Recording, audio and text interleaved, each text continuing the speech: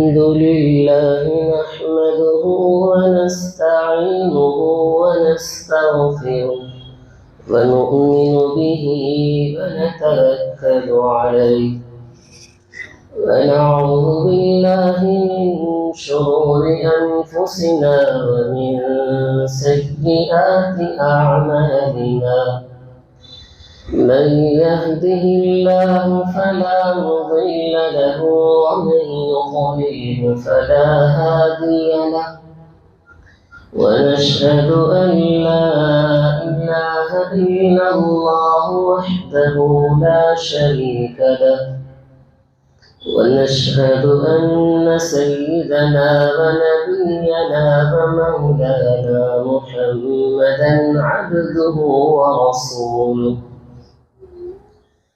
أرسله بالحق بشيرا ونذيرا وداعيا إلى الله بإذنه وسراجا منيرا أما بعد أعوذ بالله من الشيطان الرجيم بسم الله الرحمن الرحيم فإن آمنوا بمثل ما آمنتم به فقد اهتدوا وإن تولوا فإنما هم في شقاق صدق الله العظيم اللهم صل على محمد في أول كلامنا اللهم صل على محمد في أوسط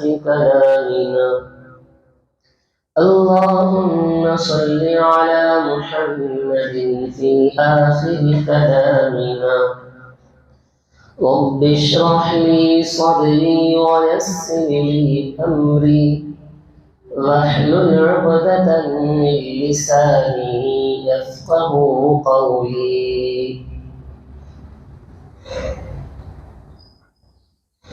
تمام تعریفیں اللہ رب العزت کے لیے سزاوار ہے، لائق تحسین ہے۔ میں اپنی بات کو شروع کرتا ہوں اللہ رب العزت کے نام سے جو بڑا نہایت رحم کرنے والا ہے۔ زمین اور آسمان، چاند، ستارے، سورج، اس پوری کائنات کے ہر ذرات کا مالک ہے، ذوالجلال ہے۔ درود و سلام نازل ہو میرے اور آپ کے آقا تاجدار مدینہ احمد مجتبی محمد مصطفیٰ سرور کونین صلی اللہ علیہ وسلم کے ذات اقدس کے لیے لاکھوں اور کروڑوں درود و سلام ہو آپ کے آل پر اور اصحاب پر اور ازواج مطہرات پر۔ حاضرین محترم، معزز سامعین کرام، عزیز دوستوں، بزرگ ساتھیوں، اللہ رب العزت کا بے پناہ فضل ہے، احسان ہے۔ اللہ نے ہمیں محترم اور معزز ماہ محرم الحرام میں اللہ نے ہمیں داخلہ نصیب فرمایا ہے۔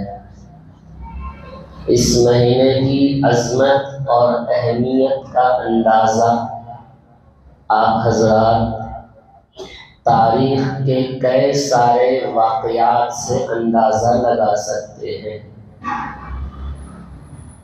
تو ہم پچھلے جمعہ محرم الحرام کی فضیلت اور اہمیت اور اس میں روزہ رکھنے کی فضیلت اور اہمیت کو سنے تھے۔ اس سے پہلے ہم لوگ پچھلے جمعہ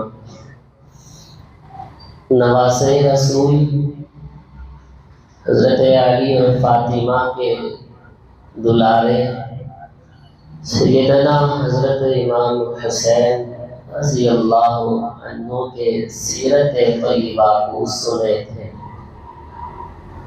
آج بھی انہی کی سیرت کو سنیں گے۔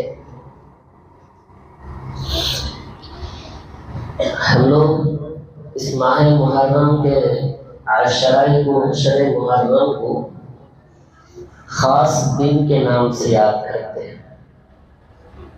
تو حضرت حسین رضی اللہ عنہ کی شہادت کے دن، جسے جب شہادت ہوئی تو اس دن کے نام سے اس کو یاد کرنا بڑا مشہور ہوا۔ واقعات تو ہر سال سنتے آ رہے ہیں، واقعتاً وہ شہادت کا واقعہ بھلایا نہیں جا سکتا ہے۔ تاریخ اسلام میں ایسی شہادت کا واقعہ کسی نے اب تک پیش نہیں کیا ہوگا، کیونکہ جن کی شہادت کی خبر پیدا ہوتے ہی اللہ کے نبی کو اطلاع مل گئی تھی، اندازہ لگا لیں پیدائش سے لے کر شہادت ہونے تک درمیان میں جتنا بھی سال اور عرصہ گزرا ہے، ماں باپ پر خود ان پر کیا بیتی ہوگی وہ صرف اہل بیت ہی اندازہ لگا سکتا ہے۔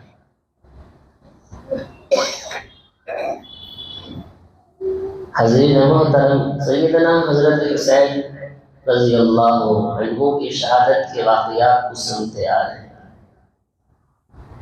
آج میں نے یہ سوچا، اکثروں کو شہادت کا واقعہ تو یاد ہے، مگر شہادت سے پہلے کی زندگی، بچپن اور جوانی، ان کی عبادت کیسی تھی، ان کے اخلاق کیسے تھا، ہو بہو جیسے کہ اللہ کے نبی کے اخلاق تھے، اللہ کے نبی کی عبادت تھی، جیسے اللہ کے نبی اپنوں سے غیروں سے پیش آتے تھے، ہو بہو نمونہ اگر نبی کو دیکھنا ہے، نبی کے جسم اطہر کو دیکھنا ہے تو نبی کے اخلاق کو دیکھنا ہے، نبی کی سیرت کو اگر دیکھنا ہے تو حسین کو دیکھیں گے رضی اللہ عنہ۔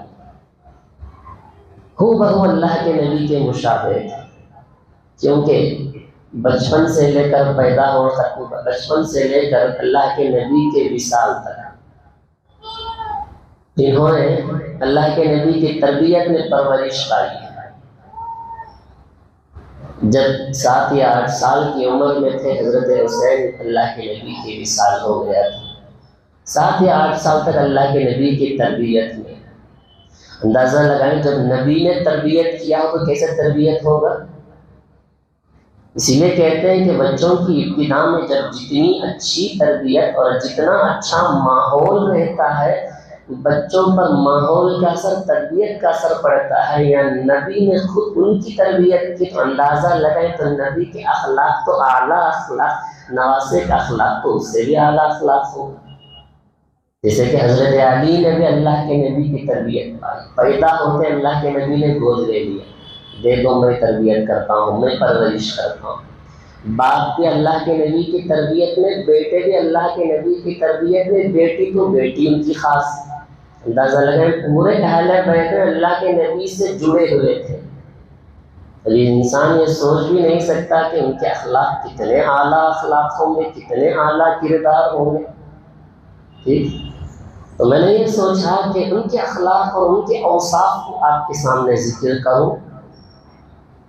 تو عاشقان حسین، عاشقان حضرت علی سے میری درخواست، اگر میری آواز دور تک جا رہی ہے، حضرت علی، حضرت حسین کے ان سیرت کو غور کریں تو اندازہ لگایا جا سکتا ہے کہ ان کی عبادت، ان کے نماز، ان کے صبر، ان کا اللہ کے راستے میں خرچ کرنے کا مادہ کیسے تھا، کیا اوصاف تھے، ان اوصاف کو اپنی زندگی میں لانا ہے۔ یہی ان سے حقیقی محبت کا نتیجہ۔ جیسے کہ آدمی کسی کا فین ہوتا ہے، کسی کا چاہنے والا ہوتا ہے تو اس کے پورے طریقے کو اپناتا ہے، ہو بہو نقل اتارتا ہے۔ اللہ کے نبی نے کہا کہ صحابہ ستارے کے مانند ہیں، جو کوئی ان کی اقتدا کرے گا تو ہدایت پا جائے گا۔ ہدایت پانا ہے، اگر ان کی اقتدا کرنا ہے، صرف ماہ محرم کو عاشورے کے دن یاد کرنا کافی نہیں ہوگا. جی صحابہ کی زندگی کو یاد کرنا صرف خاص موقع پر یاد کرنے سے محبت کی علامت اور نشانی نہیں ہے. پوری زندگی انہیں یاد کرنا، ان کے طریقے پر چلنا ہی واقعی محبت کی علامت ہے. اب کوئی فین ہے، کسی کا چاہنے والا ہو، کیا صرف اسی دن خاص دن کے لیے کوئی اسے چاہتا ہے؟ اٹھتے بیٹھتے جاگتے چلتے پھرتے تمام کے پورے اس کے فالو کرتے ہیں. اللہ تعالیٰ نے یہ زندگی عطا کیا ہے ہمیں اور آپ. نبی پاک صلی اللہ علیہ وسلم کی صدقہ طفیل سے، انہی کے ذریعے سے صحابہ ملے، انہی سے ہمیں معلوم ہوا کہ زندگی گزارنا کیسا ہے. جب زندگی گزارنے کا طریقہ ہمیں معلوم چلا کہ پیدائش سے لے کر مرد دم تک ہماری پوری زندگی اللہ کے حبیب اور حضرت صحابہ کرام رضی اللہ عنہم اجمعین کے طریقے پر اپنی زندگی کو گزارنا ہو، کامیابی اسی پر ہے. میں نہیں کہتا ہوں کہ غم واقعی ہے، شہادت ہوئی، بہت بڑا دردناک ایک واقعہ ہوا ہے. تاریخ اسلام میں واقعہ ڈھونڈنے پر بھی نہیں ملتا ہے. میں یہ کہتا ہوں جس دن کی محبت کا اظہار کرتے ہیں، اگر وہی محبت پورے سال اظہار کرے تو انسان کامیاب ہو جاتا ہے. انسان کی زندگی میں کبھی انسان یہ سوچ نہیں سکتا کہ مجھے پریشانی آ رہی ہے. نبی کے راستے پر چلنے والے کبھی پریشانی نہیں آتی ہے، وہ عاشق رسول ہو جاتا ہے. اسے ہر تکلیف اسے آسان ہے. ہم اور آپ کیا تکلیف اٹھائے ہوں گے جتنا تکلیف میرے آقا کے گھروں پر تھی. وہ سہانا تھا. جی کچھ پریشانی ہوتی تھی، 2 رکعت نماز پڑھ لیتے تو مسئلہ حل ہو جاتا تھا. آج ہمارے مسئلے حل نہیں ہو رہے.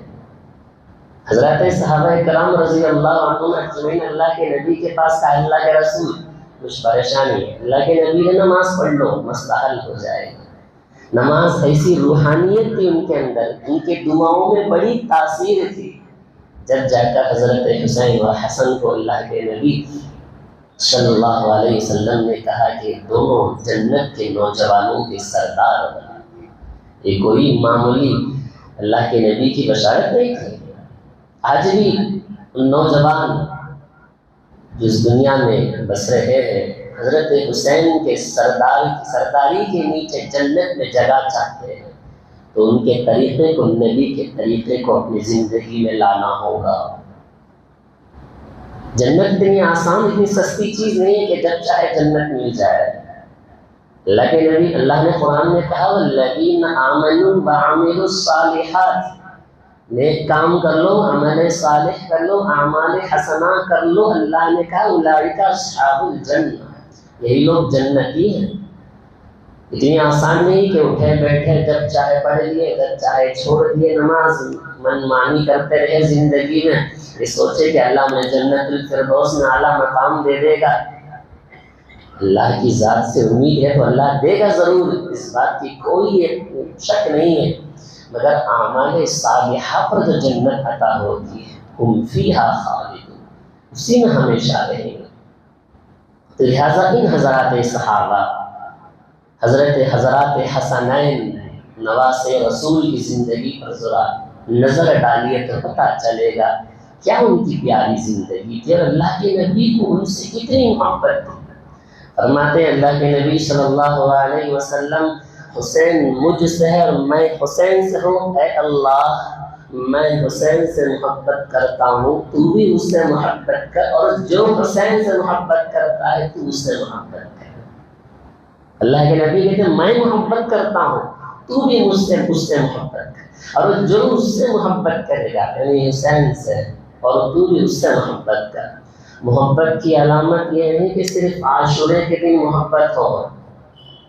غور سے سن لینا، کہیں میں اس کے خلاف نہیں کہہ رہا ہوں، اندازاً آپ کو سمجھانے کی کوشش کر رہا ہوں کہ محبت صرف عاشورے پر نہیں، محبت تو پوری زندگی ہونی چاہیے حضرات صحابہ سے.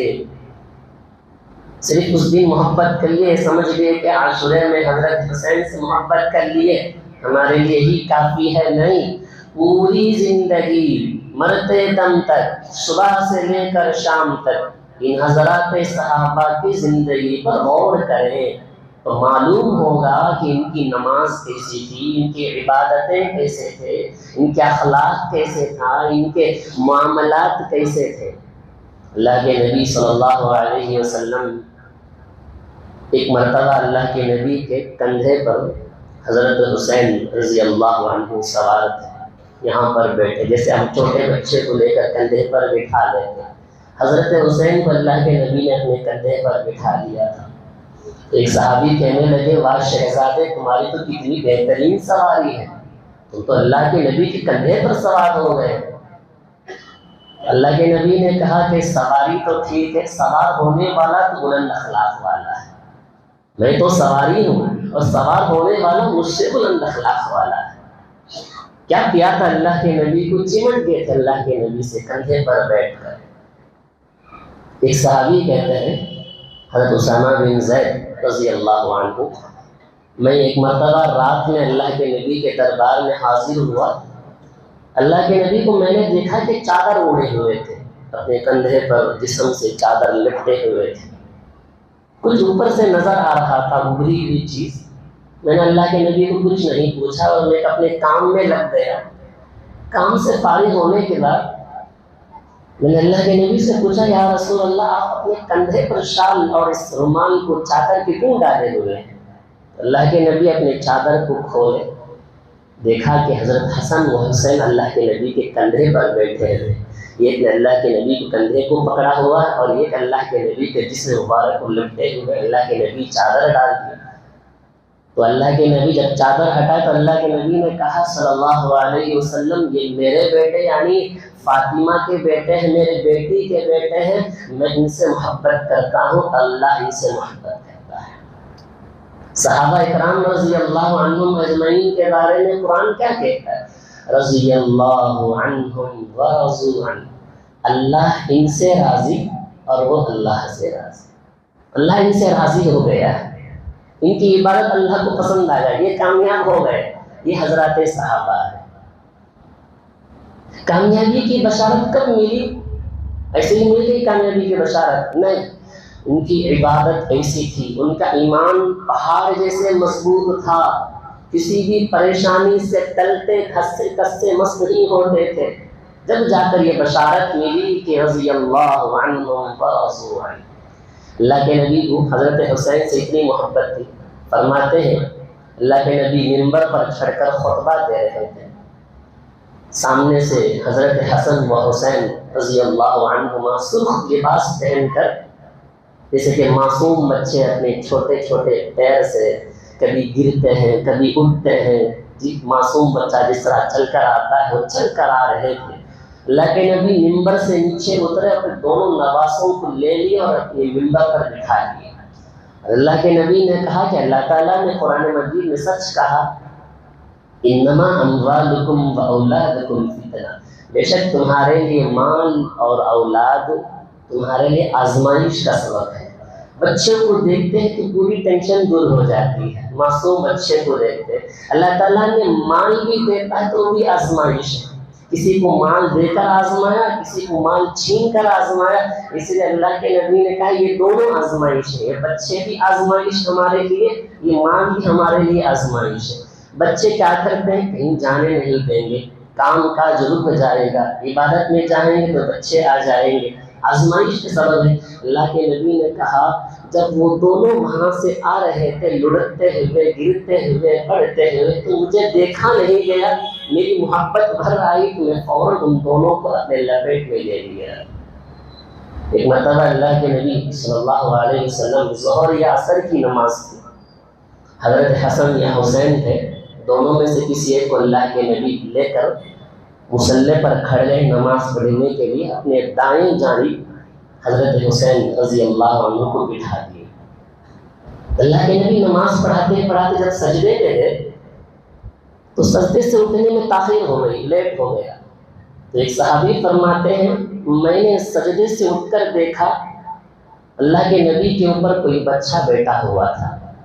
جب اللہ کے نبی نماز سے فارغ ہوئے اللہ کے نبی کا معمول تھا، جب بھی نماز ہوتی اللہ کے نبی پڑھاتے تھے تو لوگوں کی طرف پھر کر بیٹھ جاتے ہیں۔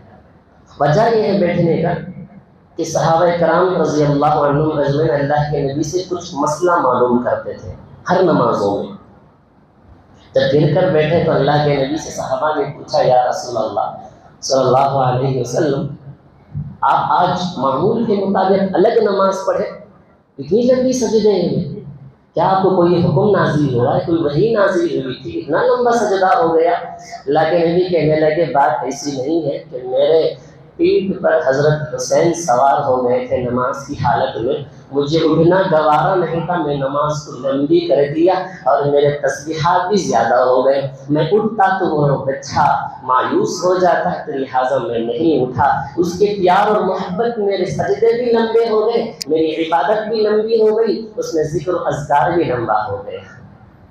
اللہ کے نبی صلی اللہ علیہ وسلم سے حضرت حسین سے اتنی محبت تھی، فرماتے حضرت ابو ہریرہ رضی اللہ عنہ فرماتے میں نے اپنی آنکھوں سے دیکھا کہ حضرت حسین رضی اللہ عنہ کو اللہ کے نبی اپنے دونوں پیروں پر کھڑا کر لیے ہیں، جس طرح ہم بچوں کو پیر میں کھڑا کر کھیلتے ہیں، اللہ کے نبی نے اپنے دونوں پیروں پر کھڑا کر لیا تھا، دونوں ہاتھوں کو یہاں اللہ کے نبی نے حضرت حسن حسین کو پکڑ لیے تھے۔ اللہ کے نبی نے کہا کہ اور اوپر چڑھو، حضرت حسین رضی اللہ عنہ اوپر چڑھتے ہوئے اللہ کے نبی کے سینے پر دونوں پیر ٹک گئے حضرت حسین کے، اور اللہ کے نبی کا منہ یہاں ہے، حضرت حسین کا منہ بالکل برابر سرابر میں۔ جناب رسول اللہ صلی اللہ علیہ وسلم نے کہا، حسین اپنی زبان کھولو، تو حضرت حسین رضی اللہ عنہ اپنی زبان کھولتے ہیں، اللہ کے نبی نے اپنی زبان مبارک کو حسین کی زبان مبارک سے ملاتے ہیں اور اس کی زبان کو چومتے ہیں، چوسنے لگتے ہیں۔ اس وقت میں اللہ کے نبی نے ہی دعا دیا، جس سے کہ حضرت علی رضی اللہ عنہ کے پیدائش کے موقع پر اللہ کے نبی نے تحنیک کیا تھا، پیدا ہونے کے بعد کوئی میٹھی چیز کھلانا بچے کو، کسی بزرگ سے۔ اللہ کے نبی نے اپنی زبان سے تھوک نکال کر حضرت علی کے منہ میں ڈالا تھا، جو ہی ایسے ہی حضرت حسین کی پیدائش پر بھی اللہ کے نبی نے اپنے زبان سے تھوک نکال کر ان کے منہ میں ڈالا تھا، تو کہتے ہیں کہ سب سے پہلا لقمہ ان دونوں کے منہ میں اگر گیا ہے وہ تو تاجدار مدینہ صلی اللہ علیہ وسلم کے لعاب مبارک تھا، اتنے با کردار تھے۔ ایک مرتبہ جناب رسول اللہ صلی اللہ علیہ وسلم حضرت فاطمہ کے گھر سے گزر رہے تھے، اندر سے ایک بچے کے رونے کی آواز آئی، اللہ کے نبی فاطمہ کے گھر دروازہ دستک دی، کھٹکھٹایا، دروازہ کھولتے ہیں، دیکھتے ہیں کہ ابا جان کھڑے ہیں۔ فاطمہ پوچھتی ہیں، کیا بات ہے کہ آپ تشریف لے آئے؟ اللہ کے نبی نے کہا، حسین کیوں رو رہے ہیں؟ فاطمہ کہتی ہے کہ میں نے کسی بات پر ان کو ڈانٹ دیا، اس وجہ سے وہ رو رہے ہیں۔ اللہ کے نبی نے کہا، قسم خدا آپ تو جانتی ہو کہ اس کے رونے سے مجھے تکلیف ہوتا ہے، حسین کے رونے سے مجھے تکلیف ہوتا ہے، کبھی حسین کو رونے مت دینا۔ اللہ کے نبی کو حضرت حسین رضی اللہ عنہ سے اتنی محبت تھی۔ یہ تو ان کی زندگی کے، ان کے بچپن کے واقعات ہیں جو آپ حضرات سنیں۔ جو ہی جوانی ہوتی گئی، بچپن کا زمانہ دور گزرتا گیا، زندگی میں ایسی تبدیلیاں آتی رہیں۔ حضرت حسین رضی اللہ عنہ سے قرآن کی تلاوت سے اتنی محبت تھی، حاضرین غور کرنا، حضرت حسین رضی اللہ عنہ سے قرآن پاک سے اتنی محبت تھی، جب اللہ کے نبی کے اوپر کوئی آیت قرآن کی نازل ہوتی، اللہ کے نبی صحابہ کو بلا لیتے اور قرآن کی آیت کو بتاتے، تو کوئی صحابہ لکھ لیتے تو کوئی صحابہ یاد کر لیتے، جس میں حضرت حسین بھی تھے۔ فرماتے ہیں کہ اللہ کے نبی جو بھی آیت قرآن کی بتاتے فوراً یاد کر لیتے۔ 5 سال کی عمر میں حفظ قرآن مجید کو جنہوں نے مکمل کیا ہے، اور قرآن مجید کو پڑھنے میں ان کے سب سے پہلے استاذ یہ بتایا جاتا ہے کتاب میں، حضرت ام المؤمنین حضرت عائشہ صدیقہ رضی اللہ عنہا ہے، ان کے پاس جا کر قرآن مجید کی تلاوت، قرآن کو تعلیم سیکھنا، قرآن پڑھنا اپنی زندگی کا معمول بنا لیا تھا۔ فرماتے ہیں حضرت حسین رضی اللہ عنہ کے بارے میں آتا ہے نماز سے فارغ ہوتے ہی قرآن کی تلاوت میں مشغول ہو جاتے، ایک ایک دن میں ایک قرآن مجید کا ایک منزل پڑھتے، قرآن میں 7 منزل ہے تو ایک ہفتے میں مکمل قرآن مجید مکمل ہو جایا کرتی تھی۔ یہ ان کی زندگی کا معمول تھا۔ فرماتے ہیں کہ نماز کی حالت ایسی، جب نماز میں کھڑے ہو جاتے تو پاؤں سوج جاتا تھا، ساری رات عبادت میں مشغول ہو جاتے تھے۔ ہوں بہو نماز ایسی جیسے کہ اللہ کے نبی پڑھتے تھے، کہتے ہیں کہ میرے نانا نے مجھے اسی طریقے پر نماز پڑھنا سکھایا، پوری رات عبادت میں مشغول ہو جاتے تھے، دونوں پیر سوج جاتے تھے، ورم ہو جاتا تھا۔ کتابوں میں آتا ہے حضرت حسین کو نماز سے اتنی لگاؤ تھی کہ ایک ایک دن میں 1000 نفل نماز پڑھا کرتے تھے۔ فرض نماز تو دور، فرض نماز اپنی اوقات میں، نوافل، سنتیں، تہجد سب اپنی اپنی جگہ پڑھا کرتے تھے، مگر ایک ایک دن میں 1000 نفل نماز، ایک رکعت میں کم از کم 1 منٹ لگتے ہیں نماز پڑھنے کے لیے، 1000 منٹ کا اگر حساب لگا لیں تو 1000 رکعت 1000 منٹ 17 گھنٹے ہوتے ہیں 1000 نفل نماز مکمل کرنے کے لیے۔ اور اوپر سے حضرت حسین اتنے لگاؤ کے ساتھ، خشوع خضوع کے ساتھ جب نماز میں کھڑے ہوتے ہیں تو ایک دن بھی ناکافی ہے۔ تو بتائیں کہ کتنے لمبی نمازیں ہوتی ہوں گی، اپنے تمام کام کاج ہونے کے باوجود بھی، ضرورتیں ہونے کے باوجود بھی اپنی زندگی سے کبھی نماز کو جانے نہیں دیا ہے۔ فرماتے ہیں کہ انہیں حج اور عمرے سے اتنا لگاؤ تھا، مکہ سے، مدینے سے مکہ اکثر و بیشتر پیدل سفر کیا کرتے تھے۔ کسی نے حضرت حسین رضی اللہ عنہ سے پوچھا آپ سواری پر بھی جا سکتے تھے، پیدل سفر آپ کیوں کرتے ہیں؟ کہنے لگے کہ مجھے پیدل سفر کرنا اتنا اچھا لگتا ہے کیونکہ اس کے ہر ایک قدم پر اللہ تعالیٰ 10 نیکیاں عطا کرتا ہے، تو میرے جتنے قدم ہوں گے مکہ تک اتنے نیکیاں، اتنا ثواب اللہ میرے نام اعمال میں لکھے گا۔ حضرت حسین کے بارے میں آتا ہے کہ 25 حج پیدل کیا ہے، پیدل حج 25 سفر۔ حضرت اکرمہ رضی اللہ عنہ فرماتے ہیں میں نے حضرت حسین کو دیکھا، ان کی پوری عبادتیں، ان کے پوری زندگی نبی پاک صلی اللہ علیہ وسلم کے طریقے پر تھا، ان کی پیروی ہمیشہ نہیں چھوڑتے تھے۔ فرماتے ہیں کہ جب کنکری مارنے کا موقع ہوتا ہے حج پر، رمی جمرات میں، اس وقت میں حضرت حسین کثرت سے لبیک اللہم لبیک پڑھا کرتے تھے۔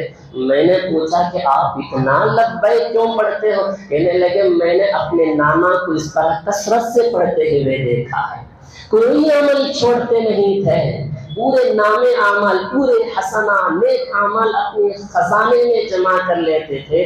تو ان واقعات سے، ان حدیثوں سے ہمیں اندازہ ہوا ہے، میں خاص کر ان عاشقان حسین، حسن حسین سے، ان عاشقان حضرت علی سے میں کہنا چاہتا ہوں ان کی زندگی یہ تھی، واقعات شہادت واقعی ہے، واقعات شہادت کا ہم انکار نہیں کرتے۔ میں یہ کہنا چاہتا ہوں آپ کو حضرت حسین سے بے پناہ محبت ہوگی، اس بے پناہ محبت کو صرف عاشورے کے دن ہی کیوں دکھاتے ہو؟ ان کی پوری زندگی میں قرآن کی تلاوت، 8 دن میں ایک قرآن مجید، ایک دن میں 1000 نفل نمازیں۔ آج ہماری نفل نمازیں کہاں؟ نفل نماز تو دور کی بات ہے، فرض نماز بھی چھوٹ جاتی ہے، قرآن مجید کی تلاوت تو اللہ اکبر فونوں میں ڈاؤن لوڈ کر کے رکھے ہیں، کبھی کھول کر پڑھنے کی نوبت نہیں۔ حضرت حسین کی زندگی ایسی نہیں تھی۔ میں ان سے کہتا ہوں اگر آپ کو ان سے محبت ہے، محبت کا تقاضا یہ ہے کہ پوری زندگی نماز پڑھیں۔ میں ان سے کہتا ہوں بڑے ادب سے، محبت سے، پیار سے ان نوجوانوں کو جو آپ حضرات ان ماہ محرم کے شروع کے 10 دنوں میں جو چند بچوں کو لے کر نعرے لگا کر گلیوں میں گھومتے ہیں، میں بڑے عاجزی سے ان سے کہتا ہوں میرے یاروں، میرے عزیزوں، یہ حضرت حسین کا طریقہ نہیں ہے۔ مجھے تو بڑا افسوس ہوتا ہے، نعرہ لگاتے لگاتے حضرت علی حسین کے نام کو بدل کر رکھ دیے، نعوذ باللہ۔ میں کہتا ہوں محبت اچھی چیز ہے، محبت صرف اس دن نہیں، پوری زندگی محبت اپنائیے، قرآن مجید کی تعلیم اپنی زندگی کا معمول بناؤ۔ نماز جن کی شہادت کی وقت ہوئی، سجدے کی حالت میں جن کی شہادت ہوئی ہے، بتاؤ کہ پوری زندگی نماز میں کیسی لگی ہوگی۔ آج نمازیں ہوتی ہیں، افسوس کا مقام نمازیں ہو رہی ہے، گلیوں میں نعرے لگاتے جاتے ہیں۔ بتاؤ کہ یا یہی حضرت حسین سے محبت ہے؟ بتاؤ کہ کیا یہی حضرت علی سے محبت کی علامت ہے؟ محبت کا تقاضا یہ ہے کہ پوری زندگی آپ ان کی پیروی کریں، اپنی زندگی میں معمول بنائیں۔ حضرت حسین رضی اللہ عنہ کی زندگی کے واقعات کو اور سنیں، اندازہ ہوگا جناب رسول اللہ صلی اللہ علیہ وسلم نرم طبیعت، خوش مزاج تھے، اور یہی تعلیم لوگوں کو بھی دیا کرتے تھے۔ آپ نرم طبیعت بنے، خوش مزاج بنے، کسی کے ساتھ بدتمیزی سے، بد اخلاق سے پیش نہ آئے۔ اللہ کے نبی نے کہا جو کوئی آدمی نرم مزاج ہوتا ہے، خوش اخلاق ہوتا ہے، اللہ تعالیٰ اس سے دوست رکھتا ہے۔ یہی تعلیم حضرت حسین نے اپنی زندگی میں اپنایا۔ کوئی حضرت حسین سے بد اخلاقی سے، گستاخی سے پیش آتا تو وہ مسکراتے۔ کسی نے ان سے پوچھا یہ آپ سے بدتمیزی کرتا ہے، گستاخی سے پیش آتا ہے، آپ ہے کہ مسکرا کر جواب دیتے ہیں؟ کہنے لگے میرے نانا نے مجھے کہا کسی سے سختی سے پیش مت آنا، کسی سے سختی سے پیش مت آنا۔ ایک واقعہ حضرت حسین کے بارے میں رضی اللہ عنہ فرماتے ہیں، راستے میں جا رہے تھے، چند حضرت حسین کے ساتھ میں چند صحابہ بھی تھے۔ ایک عرابی یعنی ایک دیہاتی کا رہنے والا آیا، اس نے پوچھا کہ یہ کون ہے؟ صحابہ نے کہا یہ حسین ہے۔ اچھا، حضرت حسین کے پاس آئے، کہنے لگے کیا تم ہی ابو طالب کے پوتے ہو؟ جی ہاں۔ کیا تم ہی حضرت علی کے بیٹے ہو؟ جی ہاں۔ حضرت علی کے بارے میں گستاخی کرنے لگا، حضرت علی تو خون ریز فتنہ انگیز تھے، تو صحابہ کو غصہ ولولہ آ گیا۔ حضرت حسین مسکرا رہے تھے۔ حضرت حسین نے اس دیہاتی سے کہا آج آپ بڑے غصے میں لگ رہے ہو، اگر تم کو بھوک لگ رہی ہے چلو میں کھلا دیتا ہوں، اگر آپ کو پیاس لگ رہی ہے چلو میں پلا دیتا ہوں، اگر آپ محفوظ ہیں میں تیرے قرض کو ادا کر دیتا ہوں، اگر تو گھر سے لڑ کر آیا ہے چل میں تیری صلح کر دیتا ہوں۔ یہ میٹھی باتیں سن کر وہ دیہاتی فوراً ٹھنڈا دل ہو گیا اور حضرت حسین کے ہاتھوں کو پکڑ کر چومنے لگا۔ اس سے گستاخی اور غلطی ہو گئی ہے۔ حضرت حسین کے چاہنے والوں، میں کہتا ہوں آپ بھی نرم طبیعت بنے، خوش مزاج بنے۔ نبی پاک صلی اللہ علیہ وسلم نے یہی تعلیم دیا ہے، یہی تعلیم حضرت حسین کو بھی تھی۔ اگر اسے کوئی بدتمیزی کرتا آج کے ماحول میں، سامنے والا اس سے بدتمیزی سے پیش مت آنا۔ اگر کوئی بدتمیزی کرتا ہے، میں یہ کہتا ہوں جہاں تک میں سنا ہوں تو گالیاں بکنے تک پیچھے نہیں ہٹتے ہیں، لڑائی جھگڑے کرنے تک پیچھے نہیں ہٹتے ہیں۔ اپنوں کو کیا غیر دین اس طبقے کو، مسلمانوں کو برا بھلا کہنے تک زبان ان کی کھل جاتی ہے۔ یہ تعلیم میرے نہیں، حضرت حسین نے یہ واقعہ کی بات کہتے ہیں میں نرم طبیعت کا پہاڑ ہوں، پگھلتے تو ضرور ہیں، صبر اور حوصلہ کبھی نہیں چھوڑتے۔ حضرت حسین رضی اللہ عنہ یہ واقعہ ان کی ہے، اور بھی سنیں، معاف کرنے کا بڑا مادہ ان کے اندر تھا، بڑے بڑے مجرموں کو معاف کر دیا کرتے تھے۔ جیسے کہ اللہ کے نبی کے ذات اطہر پر ایک عورت نے گندگی لا کر ڈالتی تھی، ایک مرتبہ تشریف نہیں لائی گندگی ڈالنے، نبی نے پوچھا وہ عورت کہاں ہے جو مجھ پر گندگی ڈالتی تھی، حالانکہ نبی سے گستاخی کرتی تھی۔ غصہ آنا چاہیے تھا نبی کو، نبی حکم کرتے تو صحابہ اس کو پیٹ کر رکھ دیتے۔ صحابہ نے کہا یا رسول اللہ وہ بیمار ہے۔ اللہ کے نبی نے حضرت ابو بکر حضرت عمر کو ساتھ میں لے لیے، تحفہ لے لیے، اس بوڑھی کے گھر جا رہے ہیں۔ دروازہ کھٹکھٹایا نبی نے، دروازہ اس کی بیٹی کھولتی ہے، کہا اماں جان آج وہ آدمی آیا ہے جس پر تو گندگی ڈالتی تھی، شاید وہ تجھ سے بدلہ لینے کے لیے آیا ہوگا۔ اللہ کے نبی اندر تشریف لے کر گئے، وہ بوڑھی کہتی ہے آج میں معذور ہوں، بستر پر پڑی ہوں، اگر تجھے بدلہ لینا ہے تو لے لینا۔ نبی نے کہا اخلاق پر قربان جائیں، حضرت حسین کے اخلاق پر قربان جائے، حضرت حسین کے نانا کے اخلاق پر قربان جائے۔ نبی نے کہا میں نے تجھے بدلہ لینے کے لیے نہیں آیا، تو بیمار تھی میں تجھے تیری تیمارداری کرنے کے لیے آیا ہوں۔ نبی نے کچھ تحفہ پیش کیا، وہ تحفے کو دیکھ کر، نبی کی خوش مزاجی کو دیکھ کر، میٹھی باتوں کو دیکھ کر وہ عورت اسی وقت میں اسلام قبول کرنے کے لیے تیار ہو گئی اور فوراً کہنے لگی کہ لا الہ الا اللہ محمد رسول اللہ۔ یہ اخلاق تھے، غصے کو کنٹرول کرنے کا مادہ حضرت اللہ کے نبی کے اندر بھی تھا، حضرت حسین کے اندر بھی۔ فرماتے ہیں حضرت حسین رضی اللہ عنہ ایک مرتبہ اپنی خادمہ سے کچھ رقم دے کر رکھے تھے، چند دن کے بعد حضرت حسین نے اس رقم کو مانگا کہ رقم لے آؤ۔ خادمہ تلاش کرتی رہی کہ وہ رقم نہیں ملا۔ حضرت حسین کے پاس آ کر کھڑی ہو جاتی ہے اور کانپ جاتی ہے، ڈرنے لگتی ہے۔ حضرت حسین نے پوچھا کہ اتنا ڈر کی وجہ کیا ہے؟ کہنے لگی کہ آپ نے جو رقم دیا تھا وہ رقم کہیں گم ہو گیا ہے، مل نہیں رہا ہے۔ اگر آج ہمارے خادم کے ساتھ اپنی اولادوں کے ساتھ کوئی چیز دے امانت کے طور پر گم ہو جائے تو ہمارے غصے کا اندازہ وہاں لگا سکتے ہیں، مگر حضرت حسین نے کہا کہ اچھا تم جانتی ہو کتنا رقم تھا؟ کہنے لگی 200 دینار۔ حضرت حسین نے کہا کوئی بات نہیں، اللہ کا منشا تھا وہ گم ہو گیا، اللہ دوبارہ دے دے گا۔ تھوڑی دیر کے بعد حضرت حسین رضی اللہ عنہ باہر تشریف لے کر گئے، ایک آدمی آیا اور 400 درہم حضرت کے ہاتھ میں تھما دیے، اور 400 درہم کو لے کر گھر کے اندر آئے، خادمہ کو بلایا۔ اللہ تعالیٰ نے 200 درہم کی گم ہو جانے کی وجہ سے اللہ دگنا بدلہ 400 دے رکھا ہے، ایک کام کر تو اس میں سے 200 درہم تو لے لے، یہ وجہ یہ ہے کہ تو نے اس درہم کے گم جانے کی وجہ سے تجھے تکلیف یہ اس کا معاوضہ ہے۔ یہ اخلاق تھے حضرت حسین کے۔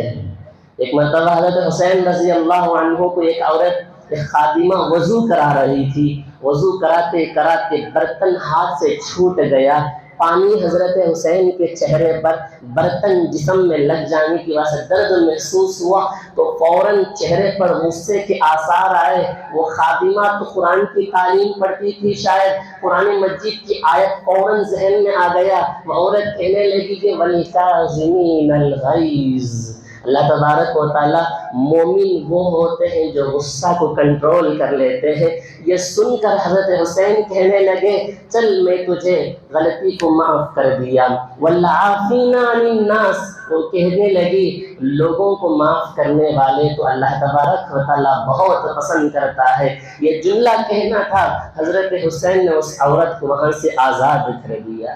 غصے کو کنٹرول کرنے کا مادہ جناب رسول اللہ صلی اللہ علیہ وسلم نے فرمایا اللہ تبارک و تعالیٰ کو پسندیدہ محبوب بندہ وہ ہے جو غصے کو وقت میں غصے کو کنٹرول اور قابو میں رکھتا ہے۔ اللہ کے نبی نے کہا وہ آدمی جو غصہ کرتا ہے، بدلہ لینے کی طاقت رہنے کے باوجود بھی غصے کو قابو پا لیتا ہے، کل قیامت کے دن اللہ تبارک و تعالیٰ ساری مخلوق کے سامنے اس کو بلائیں گے اور کہیں گے تو غصہ کو کنٹرول کیا، اس کے بدلے میں یہاں جتنے بھی لوگ ہیں، حور عین جتنے بھی ہیں، ان میں سے تو جسے چاہے چن کر لے کر چلے جا۔ غصے کو کنٹرول اور قابو پانا، یہ تھی حضرت حسین کے اخلاق۔ آگے سنیے، جناب رسول اللہ صلی اللہ علیہ وسلم خود سخی تھے، اور حضرت علی، حضرت فاطمہ سخاوت کی مثال ڈھونڈنے سے نہیں ملے گا، ایسی سخی ہے۔ فرماتے ہیں حضرت حسین کے بارے میں، حضرت حسین، حضرت حسن، عبداللہ بن جعفر، یہ 3 لوگ مکہ سے آ رہے تھے، سخت بھوک لگی، سخاوت کی مثال، اللہ کی راہ میں خرچ کرنے پر پیچھے نہیں ہٹتے تھے۔ فرماتے ہیں ہم لوگ آ رہے تھے، مکہ کی سرزمین پر جب پہنچے تو سخت بھوک لگی، ہم نے دیکھا کہ ایک چھوٹا سا ٹینٹ ہے، اس میں ایک بوڑھا اور بوڑھی رہتی تھی۔ حضرت حسین اندر گئے، کہا کہ ہم ہاشم گھرانے کے خاندان سے تعلق رکھتے ہیں، سخت بھوک لگی ہے، کچھ مہمانی کا انتظام کر دیں۔ تو وہ بوڑھا آدمی جس کے پاس ایک بکرا تھا، جسے ذبح کیا اور انہیں کھلایا، حضرت حسین نے پوچھا تم نے تو ہمیں پوری ساری چیزیں کھلا دی ہیں، اب آپ کے پاس آپ کی گزارے کے لیے کیا ہے؟ کہنے لگے کہ میرے پاس اس کے علاوہ کچھ نہیں ہے، مگر میرا گزارا تو اللہ ضرور کر دے گا۔ آپ مہمان آئے ہو، وہ نبی کے خاندان ہو، تو آپ کو دعوت کرنا میری ذمہ داری ہے، آپ کھائیے۔ کھانے کے بعد حضرت حسین کہنے لگے جب آپ مدینے آؤ تو ضرور ہم سے مل لینا۔ چند دن کے بعد وہ دونوں بوڑھا اور بوڑھی کھانے کے لیے تنگی ہو گئی۔ بوڑھا نے کہا چلو مدینہ چلتے ہیں، مدینے میں کچھ نوجوانوں سے ہماری ملاقات ہو جائے گی، کھانے کا کچھ انتظام ہو جائے گا۔ جب یہ دونوں مدینہ تشریف لائے تو دیکھتے ہیں کہ حضرت حسن نے پہچان لیا، جا کر اس بوڑھے سے کہا کہ تم مجھے پہچانتے ہو؟ کہنے لگے نہیں پہچانتے، ہم وہ آپ کے مہمان ہیں جس وقت میں آپ نے ہمیں کھانا کھلایا تھا۔ اچھا کیا بات ہے، گزارے میں کچھ تکلیف ہے، آپ کچھ خدمت کر دیجئے۔ سخاوت دیکھیں اللہ کے راہ میں کیسے خرچ کرتے ہیں۔ حضرت حسین فوراً اپنے خادم سے کہا انہیں 2000 دینار اور 1000 بکری ان کو تحفے میں دے دو اور ان کو حضرت حسین کے پاس بھیج دو۔ جب حضرت حسین کے پاس گئے، حضرت حسین نے پوچھا میرے بڑے بھائی نے تم کو کیا دیا؟ کہنے لگے آپ کے بڑے بھائی نے ہمیں 2000 دینار اور 1000 بکریاں دی تھی۔ حضرت حسین نے بھی حکم دیا کہ ان کو وہی دے دو جتنا میرے بھائی نے دیا۔ اس کے بعد عبداللہ بن جعفر کے پاس بھیج دو۔ جب عبداللہ بن جعفر کے پاس گئے، عبداللہ بن جعفر پوچھتے ہیں کہ میرے 2 بڑے بھائیوں نے آپ کو کیا دیا؟ کہنے لگے دونوں نے ایک 1000 بکریاں اور 2000 دینار دیے۔ عبداللہ بن جعفر کہتے ہیں انہیں 4000 دینار اور 2000 بکریاں دے دو۔ دے کر کہتے ہیں اگر آپ ان دونوں بھائیوں سے پہلے اگر میرے پاس آتے تو میں اور خوب زیادہ آپ کو عطا کرتا، مگر میں اپنے دونوں بھائیوں سے زیادہ دینے کو مجھے شرم محسوس ہوتی ہے۔ یہ تعاون، یہ سخاوت ان کی زندگی کی تھی۔ حضرت حسین کے پاس ایک آدمی غریب بیچارہ آیا اور آ کر درخواست کرتا ہے کہ مجھے کچھ کھانے کے لیے انتظام کر دیں، میں بال بچے والا ہوں۔ حضرت حسین کہتے ہیں اس وقت میرے پاس ایک اشرفی بھی نہیں تھی، میں نے کہا تھوڑی دیر انتظار کرو۔ صبح لے کر شام ہو گئی، انتظار کرتے رہے۔ شام کو شام یا مصر سے 5000 اشرفیاں 5 تھیلوں میں بھر کر کوئی صحابی لا کر دیے تو حضرت حسین کہنے لگے میرے پاس اس وقت میں دینے کے لیے ایک اشرفی بھی نہیں تھی، تو میں نے 5000 اشرفیاں ایک تھیلے میں 1000 اشرفی بھرا ہوا اٹھا کر میں نے اس دیہاتی کو غریب کو دے دیا۔ دینے کے بعد کہتے ہیں ارے میرے ساتھی مجھے معاف کرنا، اس لیے کہ میں نے تجھے صبح سے لے کر شام تک انتظار میں بٹھا دیا۔ اندازہ لگا لیں کوئی آدمی محتاج ہو یا غیر محتاج ہو یا اپنی مزدوری لینے کے لیے آپ کے گھر کے دروازے کی دستک دیتا ہو، 5 بار 10 بار آپ کے گھر کی چکر لگاتا ہو، جب دینے کا موقع آتا ہے 1000 باتیں سنا کر اس کو دے کر بھیجتے ہو۔ نواسے رسول کی اخلاق دیکھیں کہ کہتے ہیں کہ مجھے معاف کرنا کہ میں نے تجھے شام تک انتظار کرایا، سخاوت بھی اور معافی بھی۔